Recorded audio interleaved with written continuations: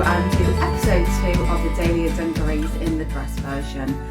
Before I get going though, thank you to those that have watched episode 1 already. I've really appreciated you checking that video out.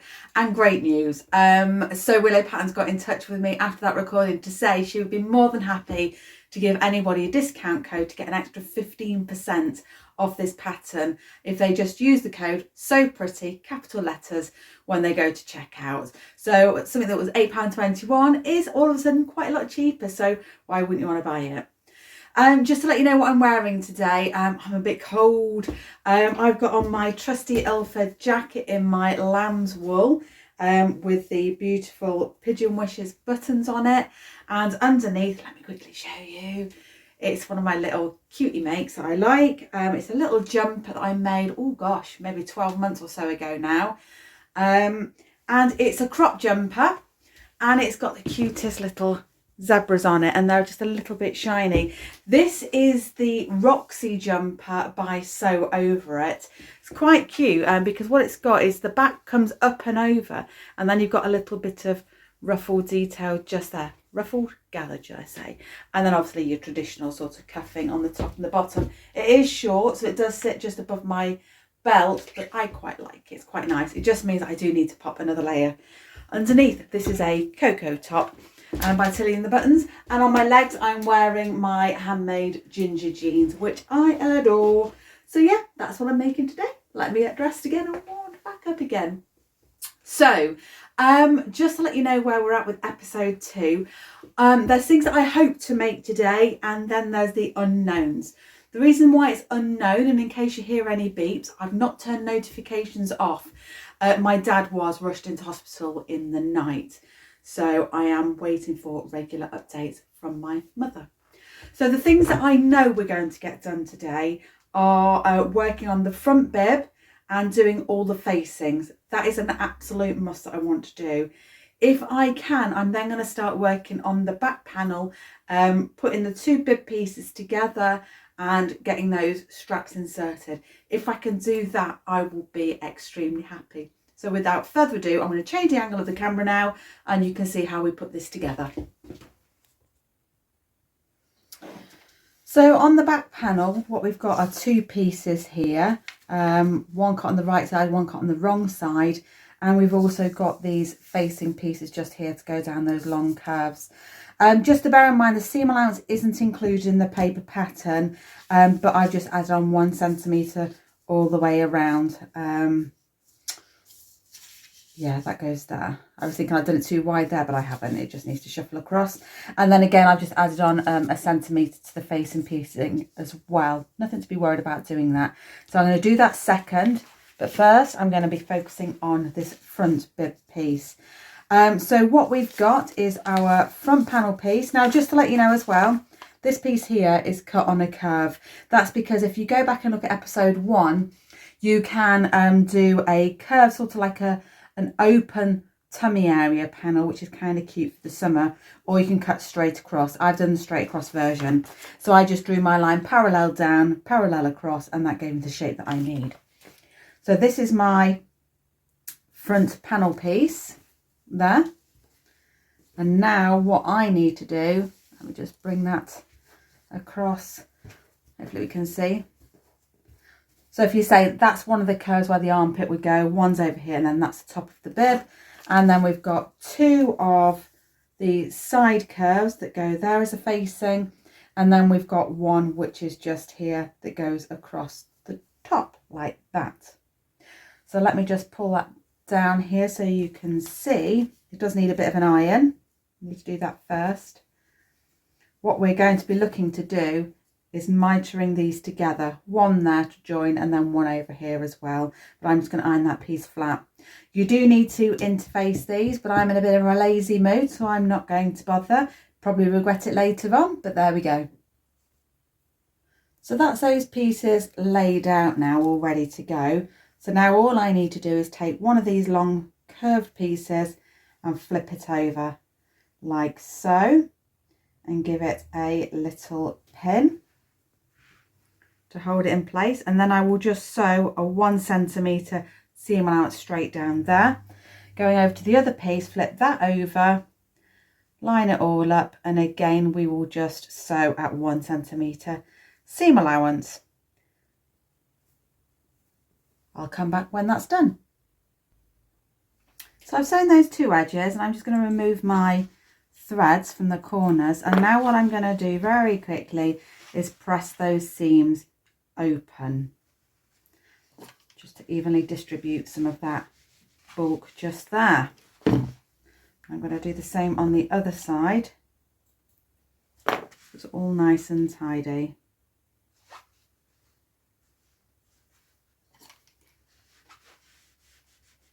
And then we've got these little dog ears just here, and we can just snip them off. Well, I don't have scissors to hand, I can just take them off with my little snips just to tidy those up.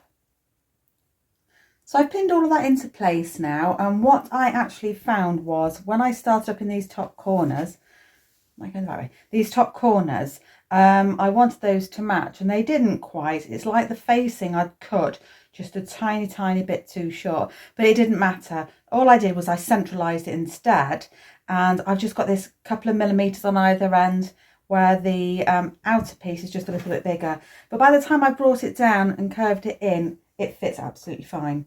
So now what I'm going to do is I'm going to sew at 1 centimetre seam allowance. I'm going to stop on the corner and drop the needle down, pivot across, drop needle and pivot, and come all the way down here to finish. And then I'm going to do some clipping. So I'm going to come back at the clipping stage. So that's all now sewn in. So now what we need to do is reduce some of this bulk in these curved areas, and we need to take off the corners so that we can turn everything through to the other side quite nicely.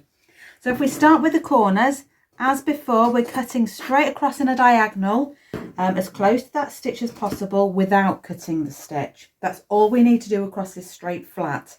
Now if we go into the curve, we're going to take out lots of little triangles. Again, I'm going to do it in my usual little method way. If you've got pin shears, you can do that. You can use those.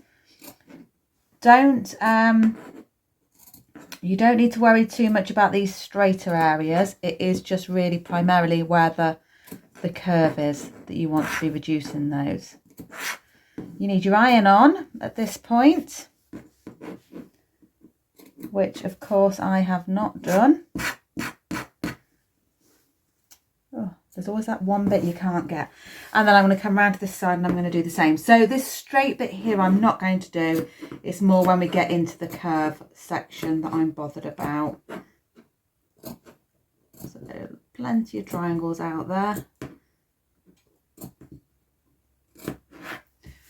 There we go. And then what we can do now is that will allow us to flip the whole thing through, and we're looking for really smart corners here.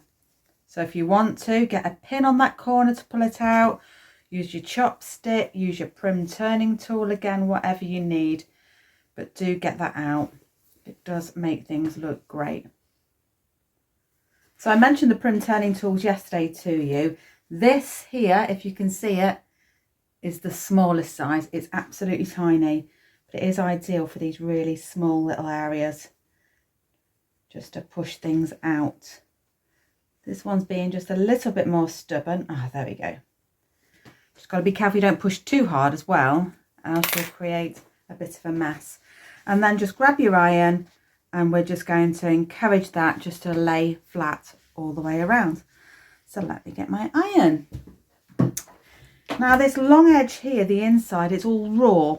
So what you can do is take it through the overlocker if you want to do that.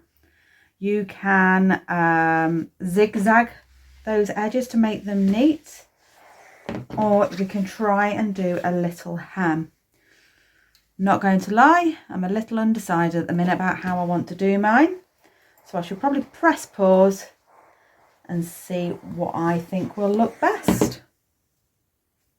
So I've opted on a hem, so I'm just taking about 1/2 centimetre and pressing that down flat.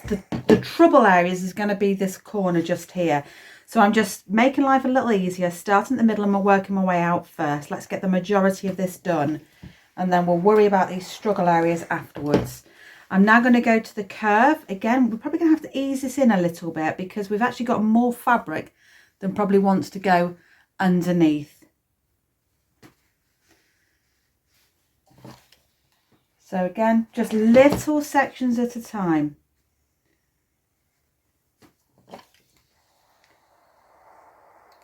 And then I think, see, that now takes me up to the corner. And if I just give it a little sort of manipulation with my fingers, I know that's hard to see, but I can almost, it just wants to go under now because the rest has gone from both directions and we're in. And then what I was going to say is you could get some nice top stitching on this if you wanted to, working from the other side in that contrast thread. I think I will do that. Yeah, I think that's going to really set this off and make it look quite smart. So, like I say, these curves are a little bit awkward. It's probably not perfect, but it's good enough for me. And that's all I wanted to achieve, good enough for me. So that's one side done, and I've done the straight, so now I just need to do the other side. So that's all pressed down now, and like I say, what I want to do is do top stitching all round here so it really stands out. So to make this stand out, I've gone back to this soft gold colour, but I want this inside to stay white because I don't really need to be wasting that coloured thread because I don't have much of it left. So what I've done is the bobbin is going to be in the golder tone. I'm thinking now if I've done this right. Yeah, I have. So the top thread, because I'm going to sew in this way, the top thread will be white here, but then the gold will show around here. Okay, so I've changed my stitch length to being a stitch length of 3. I'm going to move my needle far right. There we go. There we go. I'm going to drop my needle down and I'm going to slowly work my way around the curve. Now, I haven't pinned. You will probably want to pin.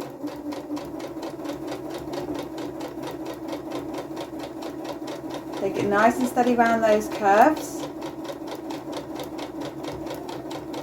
Stop and readjust if you need to. I'm going to stop there because I've got these threads to move. Okay.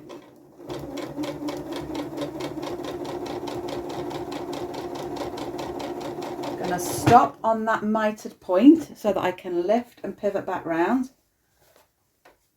And then I'm going to work my way along that straight edge. I have to say I really like this Gutterman fabric. I've had it such a long time and I think that the colours go beautifully with this. It's subtle but with some interest in it. I'll be able to give you a better close-up image in a moment.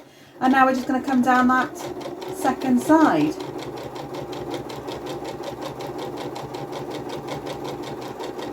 And I'll be able to show you what the front looks like. Hopefully it looks as nice as I wanted it to. Just taking it really easy around this curve.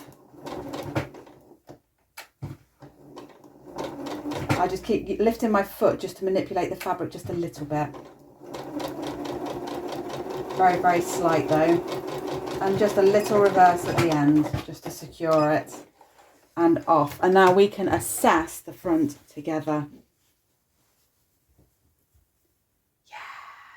That's what we wanted. Very pretty. I've just realised the camera is all skewed. So I'm sorry about that. Sorry, sorry, sorry. And on the inside, look. Very, very nice. So now we're moving to the back panel pieces, and I've sat down and had to have a bit of a slower think about this, which did involve a cup of tea drinking as well. And I just want to bring you back to this front panel piece, because I did a step that you're meant to do later on, which was the top stitching. Now I think, without reading ahead, that's because all the back pieces need top stitching as well. And I'd imagine that when the whole thing's constructed, you could go round as a oneer all the way around. So all the way around the front, continuing around the back. So it'd be one seamless piece. I'm not going to unpick it. I think I can make those match perfectly well. Not worried at all, but just letting you know that's what the instructions say. So moving on to the back panel pieces. So for this step, we need the 2 panels like that. Let me put that to one side. We need our 2 facing pieces again, which go on the curve in exactly the same way as the others did. And we're going to replicate what we did there. We're going to sew with a 1 centimetre seam allowance. We're going to snip through to around this curve. We're going to fold it under and press it down so it's on the other side of the fabric. And then we're going to turn under a 1/2 centimetre hem here and press it in place. Now here we do need to be careful that we don't stitch it down, because there's a bit of magic we need to do up here to get the straps in ready. So I'm just going to get that sewn in, turned through, and this edge just pressed for the time being. And I will meet you back here. So the facings are in like that, and I've pressed those little edges under but not stitched them down. Now I'm just going to lay this scheme out for you to give you a really strong visual of what we've now got. We've got the back bibs, we've got a left and we've got a right, and we've got our 2 straps here which are for our shoulder straps. So at the 4 straps that we've got, the longer ones are for the belt, the shorter ones are for the straps. If I've got that the wrong way around, I'll be very cross with myself. Couldn't resist, I had to go and check. And it is definitely right. So the shorter ones are for the straps, so that's what we now want. And if you have a look, I've lined those up to the tops here. So I've got myself a little bit confused, so I'm just going to start back out again. So visually, I've now changed these so that they're the other way up. So the facing is on the top. It has been pressed all into place, but then I've flipped it back over into this position. Now I'm going to move the facing out of the way. So the facing is right. The facing is right side up. It's facing me. The fabric is right side up. It's facing me. I'm going to take my strap with the raw ends, and I'm going to line it right up where that join is, where the facing joins the denim. Now, if you've used a contrast fabric on your strap, the lining, the contrast fabric now also wants to be facing you. Okay, so I would be looking at my pattern fabric and my denim will be on the underneath. Okay, so that sequence is quite important.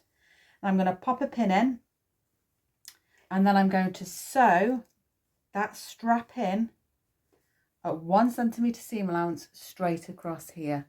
Okay, so closer up, this is our fabric right side up, that's our facing right side up. My strap is laid raw edge to raw edge, and it's gone close as possible to where that join line is. If my strap was 2-sided with a pattern fabric here, the pattern fabric would be looking up at me. I'm now going to sew a 1 centimetre seam allowance here.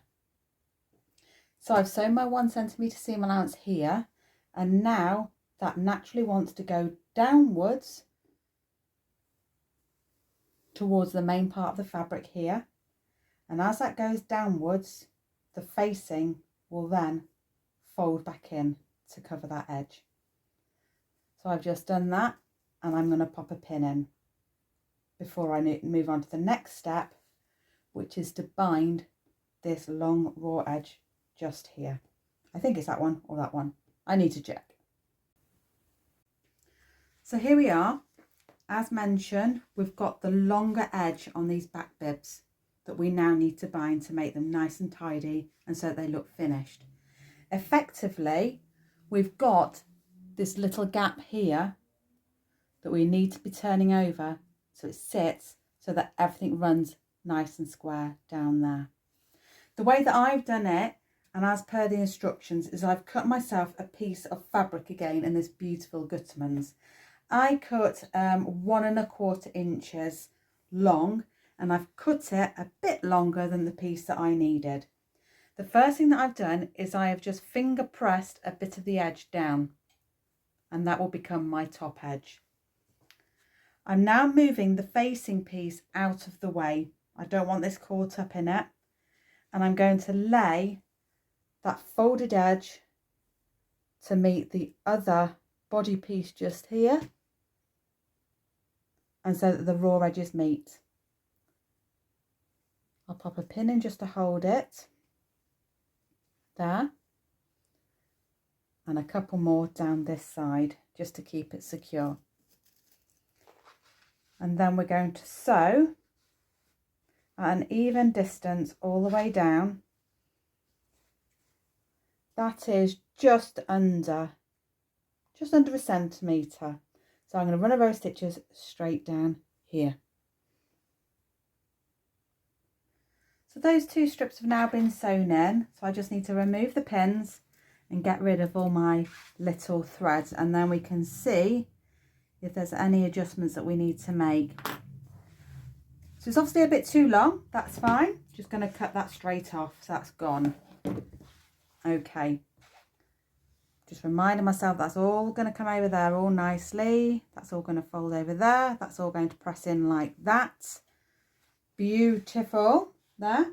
So now what we've got to do is bring the facing around. So let's grab the little iron. I'm going to start by pressing it so it's nice and flat. So I'm just giving the denim just a gentle pull. So it's all pulling towards the main panel piece. It could be this piece is cut a bit too wide, but I shall deal with that in just a minute. I'm now going to fold all of this over. I do let it come just a little bit too far. I prefer that look so that I can just see on the very, very edge a tiny little peak of denim. I prefer that to my fabric rolling to the outside actually. Okay. Now I'm going to just fold it back again so it's flat, so I can create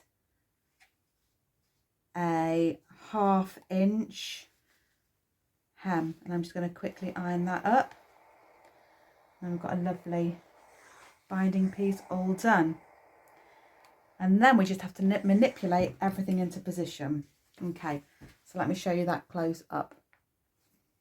So that's our little folded edge just there. Everything's folded towards this way, and now that should just fold in beautifully straight down. So now all I have to work out is what order do I want it all in. And what I mean by that is I could have that coming over this way. Let me pop a pin in so it just sits secure. That goes there. And then I could have the rounded facing coming up and over. Yeah, and actually that looked really smart. I've done that really well. Very pleased with myself there. So that would become the inside of the panel piece. And then again, that will all need top stitching into place in the same way that I did before. I don't think I'd realised quite how dark it had got in here. I'm really sorry about that. I just got a little bit involved in my sewing today. Did stop for a cup of tea at one point and to mull over the instructions. And I did stop as well to take a call off my mum with a little update about my dad too. So if it feels a little bit disjointed, I apologise for that. But I did want to make a little bit of headway today.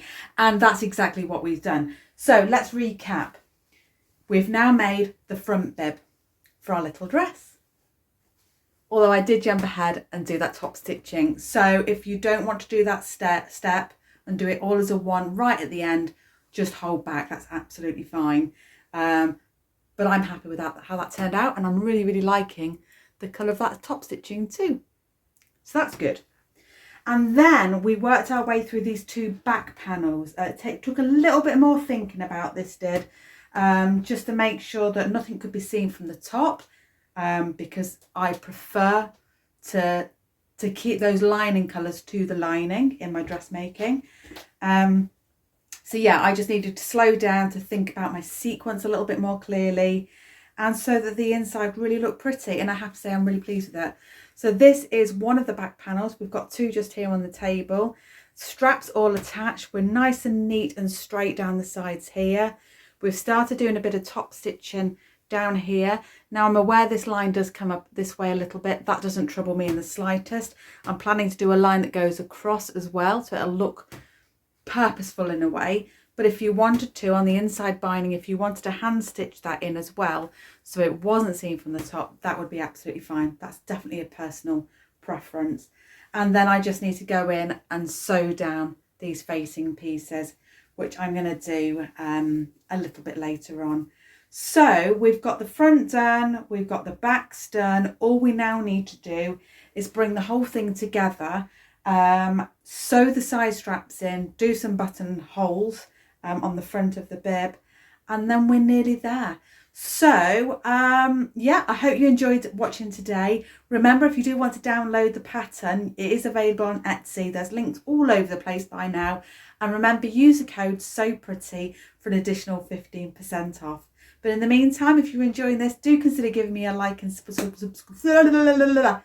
But if you did enjoy watching this today, do consider giving me a like and subscribe.